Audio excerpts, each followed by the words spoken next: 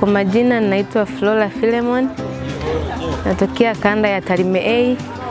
Nakuja kama kiongozi wa mtaa wa Utimbalu, kiwa mwakilishi, lakini pia tumekuja na vijana wasiopungua 42 katika mtaa wetu, na tumeishi kama mtaa kwa pamoja kwa lengo la kuendeleza umoja na ushirikiano. Lakini pia katika kambi letu hili la Nyasangelo 2026 kuna mambo mengi ambayo tunaendelea kujifunza, ikiwa ni mafunzo yanayoendelea kwa idara ya vijana.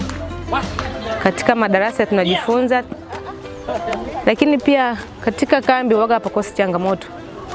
Changamoto tuliyokuta katika eneo hili, kwa kweli tumefika eneo ni zuri, lakini changamoto iliyopo ni chini kuna miamba. Tumeshindwa hata namna ya kuchimba mashimo ya choo kwa sababu ya miamba iliyopo. Kwa hiyo tumeona njia sahihi ya kuchimba mfano choo, mashimo ya taka, tumesogeza kidogo hapo ili tuweze kupata huduma hiyo. Lakini pia sio kwamba tumeshindwa moja kwa moja, tumejenga kupitia zile studies tulizojifunza za maisha kwa ile idara ya vijana. Tumejenga kwa namna ambayo tumeweza na tunaendelea kukambika.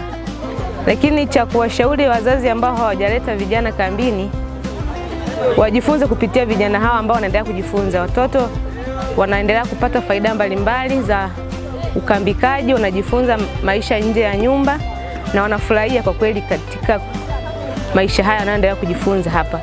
Hakuna changamoto tuliyopata hadi sasa hivi, watoto wote ni wazima, wanaendelea vizuri, wana afya nzuri, wanafurahia maisha ya kambi. Na kitu kingine, hakuna changamoto kubwa ambayo tuliyopata hadi sasa hivi.